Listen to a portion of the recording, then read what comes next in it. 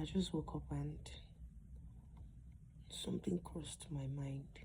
You know, I've been pondering on the story of Pharaoh. You know, Pharaoh, Egyptians, Israelites. Been pondering on it, and we've been told the story over and over again. But recently, I just got a different thought about the whole story. And what did I get from the story? I started asking myself questions.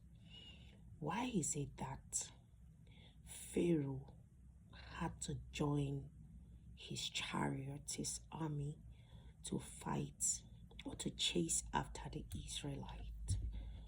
Has anybody ever thought about this? All the incidents, the war, the trials that the Israelites faced whilst they were in Egypt, and the expression and the manifestations of Pharaoh to show how he was strong. I know the Bible recorded that it was God who made his heart to be strong, to show his almightiness, And I know most of the times when Moses had to go back to the Israelites, hey, there is hope, this is what God said. And then the next minute, it shows that it seemed as if God wasn't doing anything.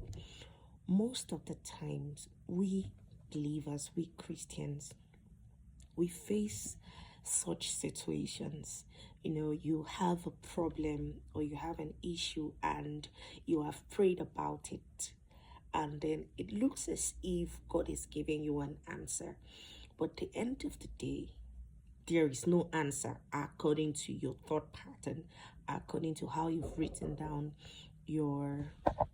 Sometimes it's not according to how you have thought, and you begin to think that really God is not answering you, or you're not seeing the answers that you're looking for exactly the way you're looking for it.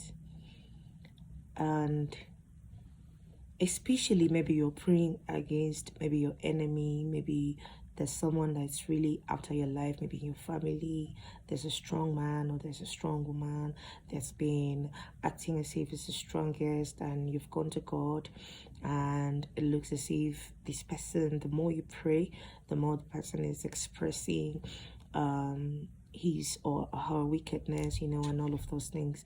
And you begin to think, is it that God is not alive or God is not answering your prayers? Let me think of let's go back to Pharaoh. When I was thinking, when the Israelites were leaving Egypt, they didn't leave with ammunitions. They were not fighting, they were not resisting anything. They were just marching out, and they were just following Moses' instructions. And then Pharaoh was very insistent. After sending his chariots, in my thought, you would have just waited.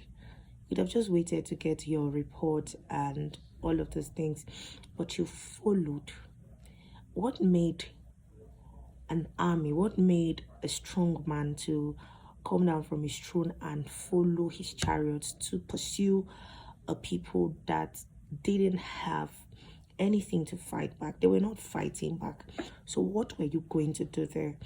So the answers that came to my mind was, God actually wanted to show that he is the God of wisdom. He knows what to do. If he wants to execute a plan, he executes it to the last. He followed through, pursued people who were not pursuing him, who were not fighting back, followed through, and even saw that the sea was divided, and he went headlong.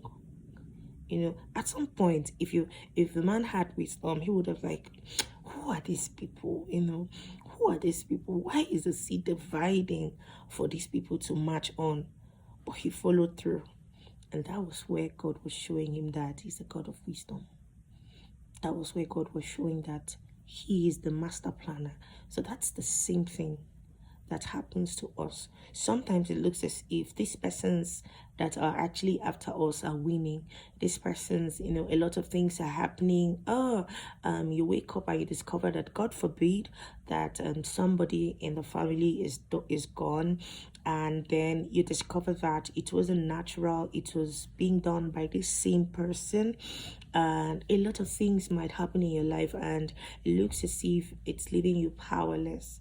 But think about it this way: sometimes God might be, according to us, slow to act, but when He's acting, He makes sure that He crosses all the T's and dots all the I's, that at the end of the day you will thank God that you had waited on God to act on your behalf. So I just wanted to share this insight I got from the Bible story, the Pharaoh story, and all the Israelite story, that it actually resonates with us. I pondered about it myself. A lot of times you may look as if somebody is after you and you would look powerless, and maybe the person is in place of power, maybe in your office, maybe anywhere, and the person looks as if the person has the final say. But no, as long as you are a child of God, the Bible says all things works together for good to them that love the Lord. Just keep on doing what you're doing. Just keep on relaxing and believing that God that did it before can do it again and again.